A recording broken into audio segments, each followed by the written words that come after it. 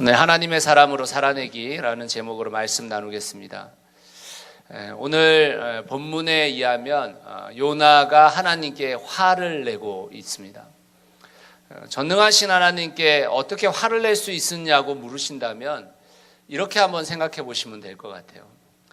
여러분이 일제치하에 대한제국에 사는 사람인데 그리스도인으로 살았다고 칩시다. 그런데 어느 날 하나님께서 여러분에게 도쿄가 저대로 두면 멸망하게 되니까, 그러니까 네가 가서 회개하라고 외쳐라. 회개하면 하나님께서 용서해 주실 것이라고 외치라고 여러분에게 명령하셨다면 여러분은 도쿄에 가서 그렇게 외치실 생각이 있으십니까? 수많은 착취와 죽음을 가져왔고 우리나라의 여인들을 유린하고 위안부로 끌고 갔으며 수많은 젊은 목숨을 총알바지로 사용했던 그 일본을 하나님이 심판하시지 않고 용서하신다면 하나님의 말씀대로 따를 수 있으시겠습니까? 요나가 지금 그런 상황인 거예요. 요나에게 아수르는 우리에게 일본과 같은 나라인 것입니다. 아수르는 함께 공존할 수 없는 나라였고 아수르의 수도 니느웨는 이스라엘 백성들에게 공포를 가져다주는 잔혹함의 대명사였습니다. 니느웨의 멸망은 요나와 이스라엘에게 하나님의 살아계심의 증거였어요.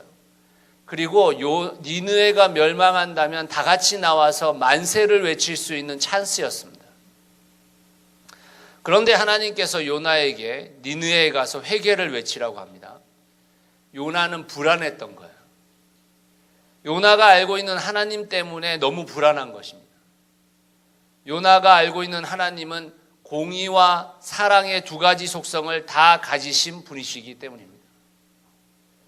오늘 요나가 하나님의 말씀을 인용해서 자기의 이야기를 하는데 출애굽기 34장 6절에서 7절 말씀이 오늘 요나가 한 원래 본래의 이야기입니다. 같이 한번 읽어보겠습니다. 시작. 주님께서 모세의 앞으로 지나가시면서 선포하셨다. 주는 자비롭고 은혜로우며 노하기를 더디하고 한결같은 사랑과 진실이 풍성한 하나님이다. 수천 대에 이르기까지 한결같은 사랑을 베풀며 악과 허물과 죄를 용서하는 하나님이다. 그러나 나는 죄를 벌하지 않은 채 그냥 넘기지는 아니한다. 아버지가 죄를 지으면 본인에게뿐만 아니라 3, 4대 자손에게까지 벌을 내린다. 여기 지금 수천 대에 이르기까지 한결같은 사랑을 베푸시는 하나님을 이야기했지만 실제로 출애굽기에서는 나는 죄를 벌하지 않은 채 그냥 넘기지는 아니한다 이렇게 얘기했어요. 요나는 이 말씀을 믿고 싶었던 것입니다. 아수르가 죄를 범했으니까 그 아수르를 멸망시키기를 바랬던 거예요. 그런데 하나님은 이렇게만 얘기하지 않았어요. 요엘서에서는 비슷한 얘기를 다르게 이야기하십니다. 같이 한번 읽어볼까요? 시작.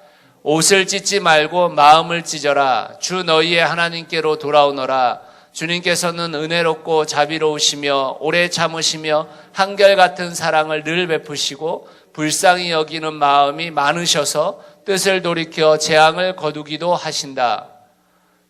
이 말씀에서는 뜻을 돌이켜 재앙을 거두기도 하신다라고 말씀하셨어요. 그러니까 하나님은 은혜로우신 그 사랑의 하나님으로서 존재하시면서 공의의 하나님으로서 죄 지은 자들을 심판하시지만 또 돌이키면 그 재앙을 거두기도 하시는 분이라는 거예요. 요나는 하나님이 아수르에게서 재앙을 거두지 않기를 바랬는데 하나님께서 거두실까 두려웠던 거예요. 마치 우리나라가 일본이 망하기를 바랬는데 그 일본을 망하게 하지 아니하시고 다시 일으켜 세우신 그 하나님을 두려워하고 그 하나님이 그렇게 하시지 않았으면 좋겠다라는 우리의 그 마음과 비슷한 마음을 요나는 갖고 있었던 것입니다. 요나의 마음을 한번 생각해 보십시오. 아수르는 이스라엘의 지금의 원수예요.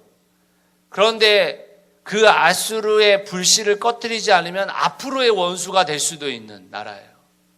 이스라엘을 위협할 나라이고 이스라엘을 멸망시킬 수도 있는 나라입니다. 그런 나라를 가만히 놔두시겠다라고는 하는 하나님을 이해할 수가 없었던 것입니다. 여러분, 우리가 1907년 평양 대부흥 이런 이제 이야기들을 많이 하잖아요. 그런데 그 평양 부흥회 때에 미국 선교사들이 나와서 설교를 하면서 어떤 이야기를 했냐면 일본을 미워하지 말아야 된다라는 설교들을 했었어요. 그래서 당시에 이 독립군들이 교회로 피신을 많이 했었거든요. 왜냐하면 교회가 미국의 그 국기를 교회에 달아두었습니다. 그러니까 다시 말하면 교회는 미국령이었어요. 당시에 한국에 있는 교회들이. 그래서 일본이 함부로 교회를 어떻게 할 수가 없었거든요. 그래서 독립군들이 교회로 많이 피신을 했었습니다. 그런데 평양 대부흥회 때 그 미국 선교사들의 설교를 들으면서 이 독립군이었던 이 사람들이 어떻게 했을까요? 기독교를 떠난 사람들이 정말 많았습니다.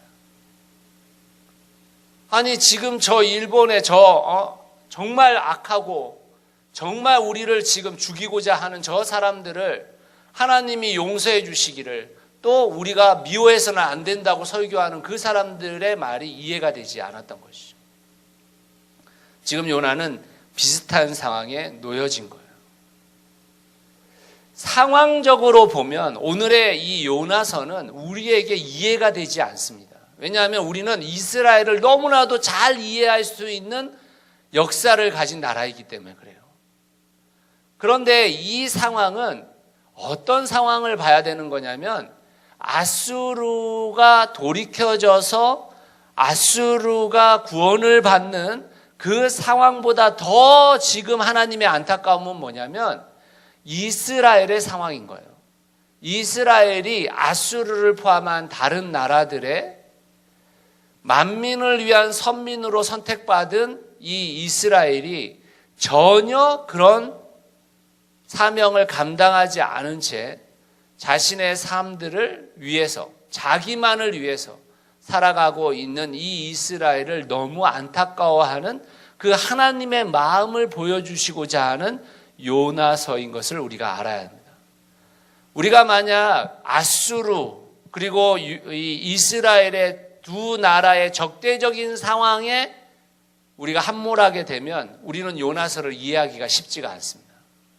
그러나 우리가 지금 이해해야 할 상황은 하나님의 부르심에 합당하게 살아가지 않고 있는 이스라엘의 상황을 안타까워하시는 하나님, 그 하나님이 이스라엘의 가장 철천지 원수인 아수르를 등장시키면서까지 그들을 돌이키게 만들려고 하는 그 상황을 이해하는 것입니다. 다시 말하자면 하나님의 지금의 더 큰 관심은 아수르의 돌이킴에 있지 않고 이스라엘의 돌이킴에 있는 거예요. 그렇다면 우리가 요나서를 통해서 하나님은 이스라엘의 어떤 부분을 돌이키고 싶어 하셨을까를 생각해 봐야 하는 것입니다. 첫 번째, 성경의 요나서는 이스라엘의 과거, 자신의 과거를 잊어버린 이스라엘을 돌이키기 위함이라는 것을 아셔야 합니다. 그러면 하나님께서 이스라엘을 왜 선택하셨을까요? 이스라엘이 잘나서? 이스라엘이 힘이 있어서? 아니면 이스라엘 사람들이 똑똑해서 선택했을까요? 아니라는 것을 우리는 다 알고 있습니다.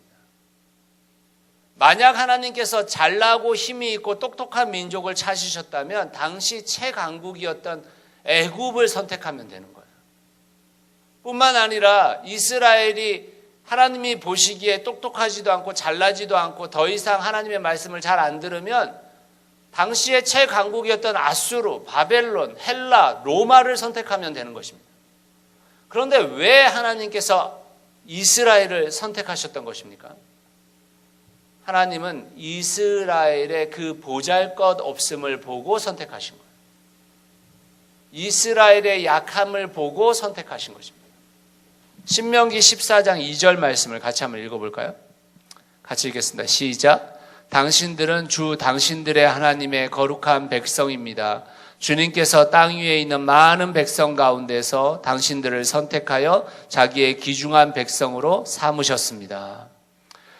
시편 135편 4절 말씀도 같이 한번 읽어볼까요? 시작. 주님께서는 야곱을 당신의 것으로 택하시며 이스라엘을 가장 소중한 보물로 택하셨다. 세번역에서는 주님께서는 야곱을 당신의 것으로 택하셨다 이렇게 말했는데, 개역개정판에 의하면 주님께서 야곱을 당신의 사명을 위해서 선택하셨다 이렇게 이야기하십니다.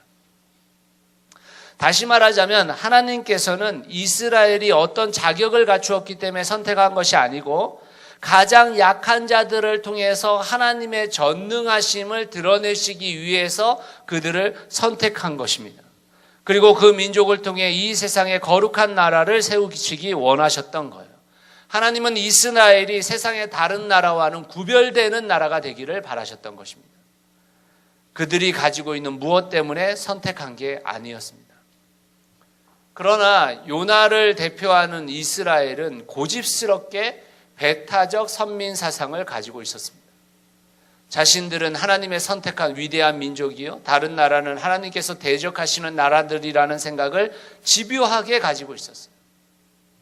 구약의 이스라엘이 얼마나 강력한 선민 사상을 가지고 있었는지 한번 생각해 보면요, 그들은 하나님께서 명하시지도 않았는데 전쟁을 할 때 하나님의 언약궤를 갖고 나가버려요. 하나님의 선택한 민족이기 때문에 이 전쟁에서 하나님이 함께 하시면 무조건 우리는 승리한다고 생각했어요. 하나님의 말씀에 순종하지도 않으면서. 그들에게는 더 이상 하나님이 자신을 은혜로 선택해 주셨다라는 것을 깨닫지 못한 삶을 살았던 겁니다. 하나님의 은혜를 잊어버린 것이죠. 하나님의 은혜를 잊어버리면 어떤 현상이 나타날까요? 더 이상 하나님의 음성에 귀 기울이려고 하지 않는 것입니다. 하나님의 은혜를 잊게 되면 사단의 속삭임과 내 욕망을 실현시키려는 내면의 목소리만 들리게 되는 거예요. 인간이라는 존재가 대부분 그렇습니다. 여러분, 우리가 나와 대단한 사람과 나를 비교하지 않아요. 그렇죠? 내 주위에 있는 사람들과 비교해요. 여러분, 제가 코로나 이전에 수영을 새벽마다 다녔는데요. 제가 수영을 하면서 절대 박태환과 저를 비교하지 않습니다. 또는 제가 고급반이었는데 저기 마스터에 있는 사람과 저를 비교하지 않아요. 저하고 같은 반에 있는 사람들과 저를 비교하죠. 근데 대부분의 사람들은요, 내 주위에 있는 사람과 나를 비교하면서 내가 항상 옳고 내가 더 똑똑하고 내가 더 정의롭다고 생각합니다. 부부관계만 봐도 그래요. 상대방은 고칠 것이 많은데 자신은 고칠 것이 적다고 생각해요. 심지어 없다고 생각합니다. 우리가 하나님을 바르게 알게 되면 어떤 현상이 먼저 나타나는 것입니까? 아, 나는 죄인이구나. 아, 나는 정말 부족한 인생이구나. 아, 나는 정말 용서받지 않고는 살아갈 수 없는 존재구나. 이걸 깨닫게 되는 거잖아요. 자신의 처지를 깨닫게 되는 게 신앙의 출발점이거든요. 그런데 많은 사람들이 하나님을 안다고 하면서 자신의 처지를 잊어버려요. 하나님이 자기 편인 줄 압니다. 하나님이 자신과 같은 정치색을 가졌을 거라고 생각해요. 하나님이 자신과 같은 경제관을 가졌을 거라고 생각합니다. 하나님의 말씀과는 전혀 무관하게 자신의 생각에 하나님이 동의할 거라고 생각하는 큰 믿음을 가지고 살아가죠. 기도는 많이 하는데 자신의 욕망과 필요를 강구하면서 하나님의 뜻과 목적을 수용해 본 적이 없는 앞뒤가 꽉 막힌 배타적 선민 사상을 가진 그리스도인들이 지금도 넘쳐납니다. 세상의 가치관에서 우위를 점하지 못한 인생이라는 자신의 처지로 인해서 하나님의 은혜로 지금껏 살아왔다라는 것을 거부해요.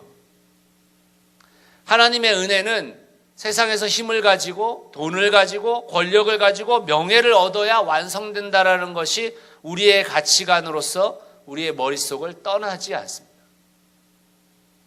이스라엘이 아수르의 머리를 밟고 일어서야 하나님의 승리라고 생각하는 것처럼 우리는 누군가의 머리를 밟고 경쟁에서 이겨야 하나님의 승리라고 생각하기에 니느웨를 향한 긍휼의 마음 따위는 헌신짝처럼 버려도 되는 쓸데없는 삶을 살고 있는 것입니다. 그런 이스라엘과 우리에게 하나님이 말씀하시는 거예요. 내가 너희를 긍휼하게 여겼던 것처럼 너희가 니느웨를 긍휼하게 생각해 주면 안 되겠냐. 그들이 너희보다 강자인 것 같고 승리자인 것 같지만 그럼에도 하나님을 신뢰하고 거룩한 백성으로 복의 통로로의 역할을 살아줄 수는 없겠느냐라고 묻고 계신 것입니다. 하나님은 요나를 대표하는 이스라엘이 품고 있는 배타적 선민사상의 반기를 들었습니다. 이스라엘은 세상의 다른 민족과 다를 바 없는 죄인이요 악인이요 욕망덩어리임에도 불구하고 하나님의 은혜로 인해 선택되어진 민족임을 잊지 말라고, 너의 과거를 잊지 말라고 우리에게 이야기해주고 있는 것입니다. 사랑하는 성도 여러분, 우리의 과거, 하나님의 은혜가 아니고서는 도저히 헤어나올 수 없는 죄인이었고 사실은 지금도 하나님의 은혜가 없이는 하루도 버틸 수 없는 인생임을 기억하고 살아가시기를 바랍니다. 주님은 오늘 요나서를 통해서 우리가 하나님의 은혜를 기억하고 살아가기를 원하고 계십니다. 하나님의 사랑으로 살아가기 위해서는 하나님의 은혜를 기억하는 인생을 사셔야 하는 것입니다. 그것이 하나님의 사람으로 살아가는 것입니다. 두 번째로 요나서를 통해서 하나님은 우리가 뭘 돌이키길 원하시느냐? 하나님은 이스라엘이 사명을 다시 알기를 원하셨던 것입니다. 자신의 사명을 잃어버린 이스라엘을 돌이키기 위해서 이 요나서를 기록하고 있는 것입니다. 이스라엘은 자신에게 주어진 사명을 잃어버렸습니다. 배타적 선민 사상이 결국은 국수주의로 만들어 버렸던 것입니다. 자신의 나라, 자신의 민족, 자신의 가족을 위해서라면 어떠한 것도 정당화되는 세상의 논리를 그대로 재현해낸 것입니다. 심지어 하나님을 이용해서 자신의 욕망을 실현하려고 했습니다. 그래서 그들은 하나님이 자신들을 선택한 목적을 잃어버린 것입니다. 하나님께서 이스라엘을 선택하신 이유가 무엇일까요? 저는 창세기 18장 18절에서 19절 말씀이 하나님께서 이스라엘 선택한 목적이라고 생각하는데, 저는 이 말씀이 한국의 기독교인들이 가장 유심히 봐야 할 말씀이라고 생각하는 말씀입니다. 창세기 18장 18절에서 19절 말씀입니다. 함께 읽겠습니다. 시작. 하나님은 반드시 크고 강한 나라를 이룰 것이며 땅 위에 있는 나라마다 그로 말미암아 복을 받게 될 것이다. 내가 아브라함을 선택한 것은 그가 자식들과 자손을 잘 가르쳐서 나에게 순종하게 하고 옳고 바른 일을 하도록 가르치라는 뜻에서 한 것이다. 그의 자손이 아브라함에게 배운 대로 하면 남은 아브라함에게 약속한 대로 다 이루어 주겠다. 하나님께서 아브라함을 선택하신 이유는 그 자식들과 자손들을 잘 가르쳐서 나에게 순종하게 하고 옳고 바른 일을 하도록 가르치는 뜻에서 한 것이다. 저기 옳고 바른 일을 하도록 가르치라는 그 뜻, 그게 바로 미시타크와 ጼ데크라는 거예요. 히브리어 성경에는 저 구절에 미시타크와 ጼ데크를 정확하게 기재하고 있는데, 사실 개역개정판에는 좀 묘하게 이야기했고, 여기 세 번역에서는 실제로 그것이 정확하게 알지 못하도록 이야기를 해놨어요. 좋은 번역이 아닙니다. 구약 성경은 아브라함을 선택한 이유가 네가 하나님의 말씀에 순종해서 나라를 세우게 될 것인데 그 나라가 미스타크와 ጼ데크의 나라, 공의와 공평의 나라가 될 것이야. 그래서 그 나라로 말미암아 다른 나라에게 공의와 공평의 나라가 어떤 나라의 줄을 보여주게 될 것이고, 그 보여줌을 통해서 다른 나라들이 너가 살고 있는 그 나라처럼 살아가게 만들게 될 것이다. 이 이야기를 해주고 있는 거거든요. 하나님은 분명한 목적을 가지고 이스라엘을 선택하셨던 것입니다. 이스라엘이 복을 받고 끝나는 것이 아니라 그들을 통해 만민이 복을 받는 복의 근원이 되고 복의 통로가 되도록 이스라엘을 부르셨던 것입니다. 그러나 이스라엘은 철저한 국수주의적 입장을 취했습니다. 우리만 하나님이 선택한 나라이다. 우리만 하나님이 함께 하시는 민족이다. 그러므로 우리가 하는 일이 옳다. 우리가 다른 나라를 짓밟는 것도 옳고 우리가 다른 나라에게 피해를 주는 것도 옳다라고 생각했습니다. 하나님이 자신의 편이라는 생각에서 비롯된 것이죠. 자신들이 하나님의 편에 서야 하는데 하나님이 자신들의 편에 서 있을 거라는 착각을 하게 된 것입니다. 그러면 어떤 결과가 나올까요? 사명을 잃어버리게 되는 것입니다. 하나님께서 부여해 주신 사명을 잃어버리게 되는 것이죠. 내 은혜가 하나님이 주신 나에게 주신 그 은혜를 잊게 되어지고 그러면 내 사명을 잃어버리게 되는 것이죠. 오늘 본문에 박농쿨 사건이 나와요. 이것은 사명을 잃어버린 자에게 주는 시청각 자료거든요. 요나가 니느웨 성에 회개를 외쳤을 때 그 니느웨가 자복하고 회개하여서 어떻게 됩니까? 하나님의 구원을 받게 되어죠. 그런데 그 구원을 받은 그 장소에 만약 요나가 있다면 그것을 외쳐준 그 요나가 전혀 다른 어려움 없이 먹을 것도 없고 잘 곳도 없고 살게 될 텐데 요나는 지금 하나님께서 제발 저 니느웨를 멸망시켜 주길 바라면서 니느웨 동쪽에 산 위에다가 천막을 치고 그러고 나서 어떻게 하는 거예요? 그곳을 지켜보고 있는 것입니다. 하나님이 멸망시켜야 되는데 어떻게 되나 라고 계속 지켜보고 있는 거예요. 근데 그 요나에게 박넝쿨이 하룻밤 사이에 나오게 됩니다. 그 박넝쿨이 나와서 요나에게 그늘을 가려줘요. 그래서 그 시원한 그늘 가운데서 머물 수 있게 된 거죠. 그런데 그 다음날 아침 하나님께서 벌레를 준비하셔서 그 박넝쿨을 쓸어버리십니다. 그리고 시들어버려요. 요나가 그것에 대해서 화를 내는 것입니다. 그때 하나님께서 말씀하세요.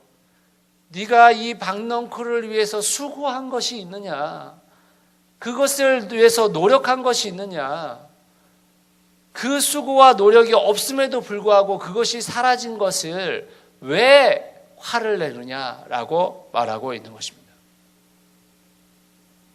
그러면서 하나님께서 말씀하시는 것이 무엇입니까?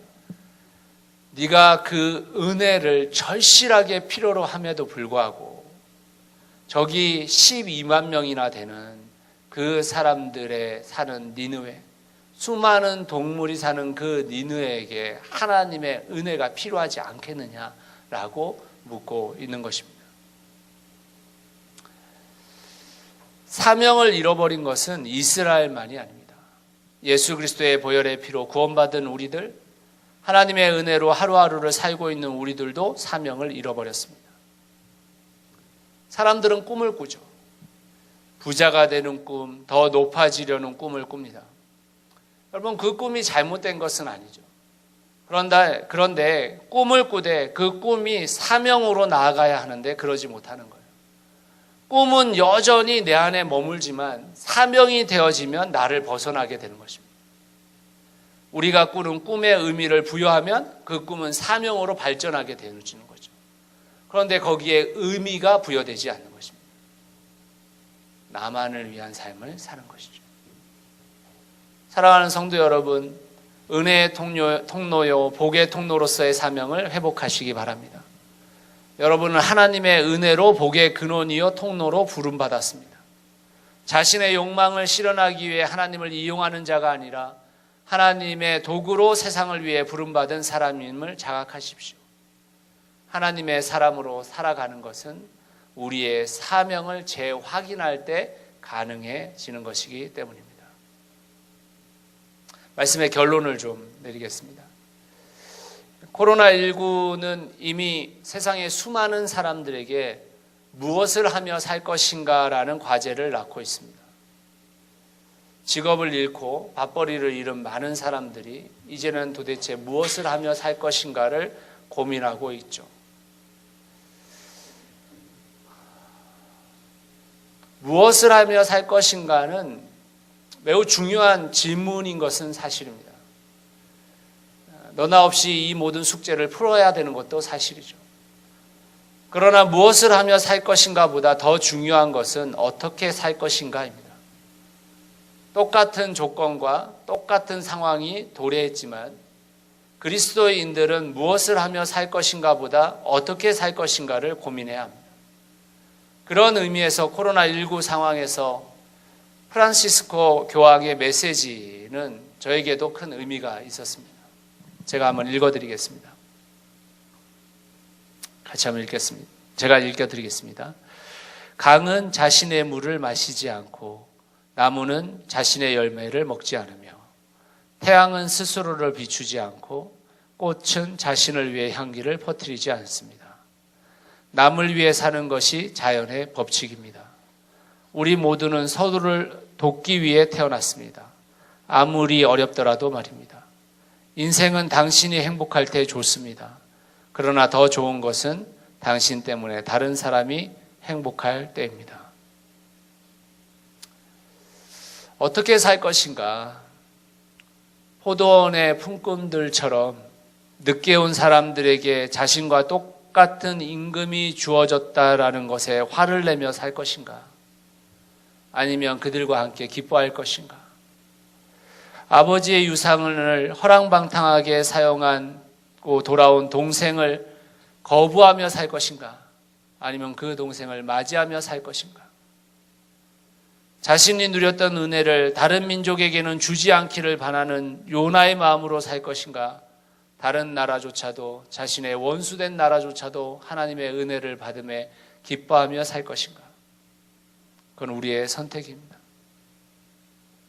그러나 하나님께서 지으신 이 자연의 법칙은 다른 품꾼들이 받은 임금을 함께 기뻐하는 것이고 다시 돌아온 동생을 품어내는 것이며 우리의 원수일지라도 하나님의 은혜를 누리게 된 것을 축하해야 하는 것이 아니겠습니까?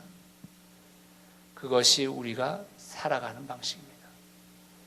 하나님의 자녀로, 하나님의 사람으로 살아가는 방식입니다. 어쩌면 코로나19 이후에 우리는 더 움츠려들 것이고 더 움켜쥐게 될 것입니다. 우리는 우리 스스로 다른 사람과의 관계를 더 끊어낼 수도 있을 것입니다. 그러나 하나님은 우리가 그 상황에 의해 그렇게 되기를 바라고 계시지 않을 것입니다. 요나서는 재미있게도 질문으로서 모든 성경이 끝납니다. 요나서 4장 10절 11절 마지막 구절을 우리 같이 한번 읽어보겠습니다. 함께 읽겠습니다. 시작. 주님께서 말씀하셨다. 내가 수고하지도 않았고 내가 키운 것도 아니며 그저 하룻밤 사이에 자라났다가 하룻밤 사이에 죽어버린 이 식물을 내가 그처럼 아까워하는데 하물며 좌우를 가릴 줄 모르는 사람들이 12만 명도 더 되고 짐승들도 수없이 많은 이 큰 성읍 니느웨를 어찌 내가 아끼지 않겠느냐. 요나서는 하나님의 질문에 대해 누구도 대답하지 않고 끝납니다. 그리고 그 질문은 우리에게도 주어졌습니다. 요나가 이후에 하나님의 이 질문에 대해서 어떻게 대답했는지 우리는 알 수 없습니다. 그렇지만 여러분은 어떤 대답을 하시겠습니까? 부디 하나님의 사람으로 부름받은 우리 모두가 하나님이 기뻐하시는 답을 인생에서 써나려 갈기를 바라봅니다. 하나님께서 우리에게 부여하신 그 사명을 붙들고 날마다 하나님의 은혜 속에서 다른 이들도 그 은혜를 누리기를 기대하며 하나님의 복음을 들고 서시는 여러분들 되시기를 예수 그리스도의 이름으로 축원합니다. 같이 한번 기도하겠습니다.